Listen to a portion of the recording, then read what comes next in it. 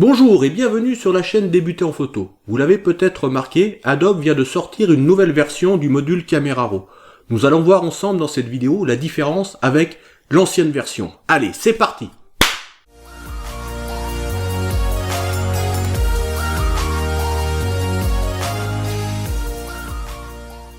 La chaîne vient de dépasser les 150 abonnés et comme promis, j'avais dit que je ferais gagner des lots. Restez bien jusqu'à la fin de la vidéo pour savoir comment participer. Aujourd'hui, on va parler de la dernière mise à jour de Camera Raw. Une fois installé, vous aurez ces deux fenêtres qui vont s'afficher l'une après l'autre. Et là, pour moi, c'est plus qu'une mise à jour, c'est une refonte totale. On va commencer par faire une comparaison avec l'ancienne version. Ensuite, nous allons découvrir cette nouvelle interface. Et je finirai par les nouveautés qui ont été apportées à cette mise à jour. Nous voilà donc avec les deux interfaces, la nouvelle en haut et l'ancienne en bas. On peut voir que beaucoup de choses ont changé, ne serait-ce qu'avec la disposition des menus et des outils. Certaines icônes également ont changé, comme le plein écran. D'ailleurs, qui est plus logique avec cette nouvelle version qu'avec l'ancienne qui n'était pas très explicative comme icône. Bon, allez, on va découvrir cette nouvelle interface. Nous voilà donc dans le nouveau Camera Raw 12.3 comme vous pouvez voir là en haut. Donc au premier abord, tout est pareil. Enfin, tout est pareil. Si on regarde pas sur la droite, on regarde l'image. On a la vignette là-haut à gauche, comme avec l'ancien. Sauf que maintenant, ici, si je clique, je peux faire disparaître ma vignette pour avoir le plein écran. Donc la vignette ne m'intéresse pas, j'ai qu'une image, je peux faire ça, je reclique, elle revient. Autre solution, si je fais un clic droit, je peux demander horizontal, c'est-à-dire que je vais me retrouver comme dans Lightroom, pour ceux qui utilisent Lightroom, avec toutes mes vignettes en dessous. Donc on a la possibilité maintenant de les mettre en bas ou à la verticale sur le côté gauche comme c'était avant. Une possibilité qui est quand même pas mal intéressante. On peut aussi demander que ça affiche le nom du fichier. Voilà. Alors après ça c'est, on fait comme on veut. Si on veut afficher le nom du fichier, afficher les étoiles exactement aussi. Clic droit, afficher les notes et les étiquettes. Si je fais ça, il n'y a plus de notes. Si je refais un clic droit, il n'y a plus de nom de fichier. Donc je peux le faire par ici, mais je peux aussi le faire sur la vignette ici, avec afficher le nom du fichier, voilà, je clique ici, afficher les notes et les étiquettes de couleur, donc par l'image ou par l'icône en dessous. Donc deux façons de paramétrer la petite vignette.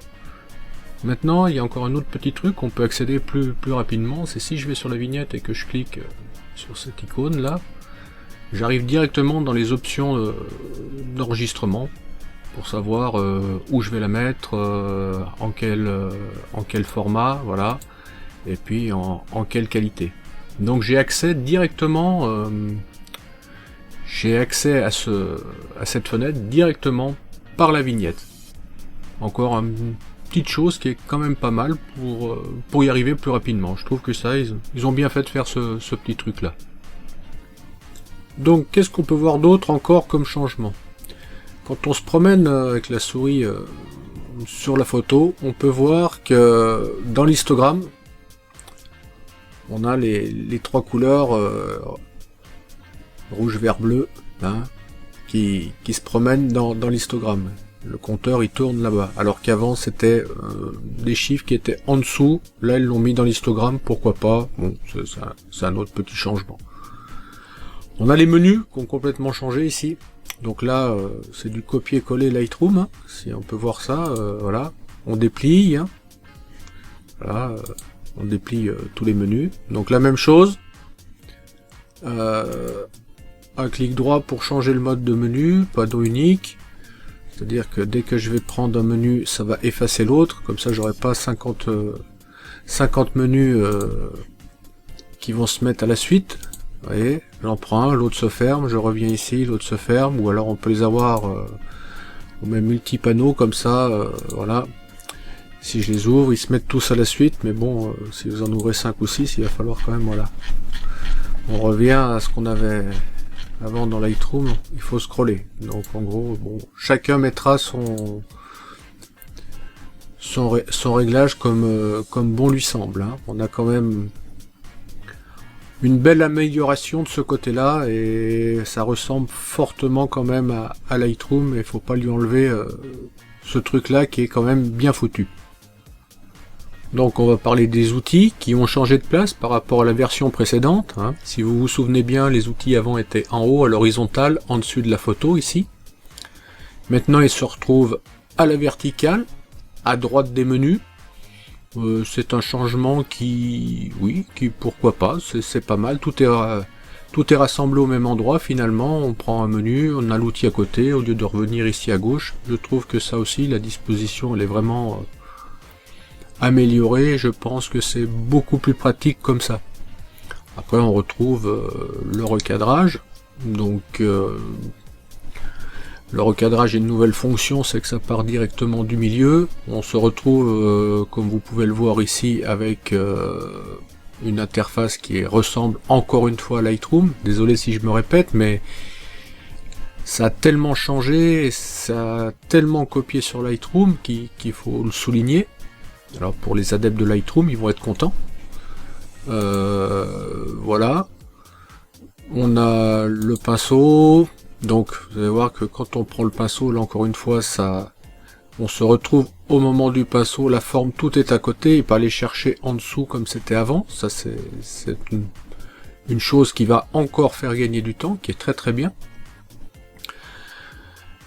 Le nouvel onglet qui est apparu ici, qui va ravir beaucoup de monde, hein. J'en parlerai dans une prochaine vidéo comment qui fonctionne. Là je vais juste vous parler des nouveaux menus qui sont arrivés.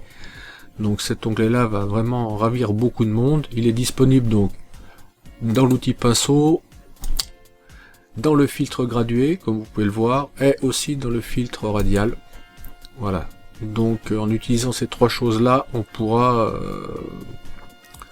faire quelques petites choses par la suite qui vont être assez intéressantes au niveau traitement. Sinon on retrouve l'œil rouge. Bon, je sais pas si encore quelques personnes peuvent se servir de cette chose-là, mais pourquoi pas. L'instantané, les paramètres prédéfinis, voilà. Donc si on veut enregistrer des choses, on peut les enregistrer. Et puis là, voilà, c'est exactement comme avant. Ils ont juste décalé la main, la grille et la pipette d'échantillonnage qui était avant à côté de la balance des blancs. Donc ça c'était décalé. Sinon voilà un petit peu, on retrouve exactement les mêmes outils disposés autrement, mais je trouve quand même que c'est beaucoup plus net et beaucoup plus facile pour travailler. J'espère que cette vidéo aura fait découvrir les changements apportés dans cette nouvelle version de Camera Raw. Comme je vous ai dit au début de la vidéo, je vais vous faire gagner quelques lots. Pour participer, il suffit de liker, d'être abonné à la chaîne et surtout de commenter la vidéo. Vous pouvez simplement commenter « Je participe » ou donner votre avis sur la vidéo. Il y aura un lot pour chaque 100 vues, donc n'hésitez pas à partager. Vous avez jusqu'au samedi 27 juin pour participer. Les gagnants seront tirés au sort et je répondrai à leurs commentaires. Il faudra ensuite qu'ils m'envoient un mail pour recevoir leur cadeau. Sur ce, moi je vous dis à mercredi pour une nouvelle vidéo sur la chaîne Débuter en photo.